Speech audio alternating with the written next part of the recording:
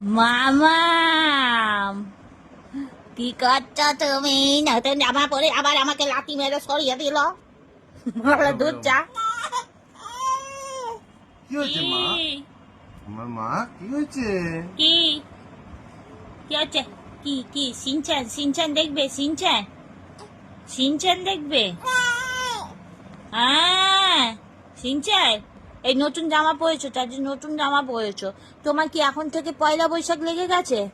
তোমার এখন থেকে পয়লা বৈশাখ লেগে গেছে? আ তোমার এখনই পয়লা বৈশাখ লেগে গেছে? হ্যাঁ। ও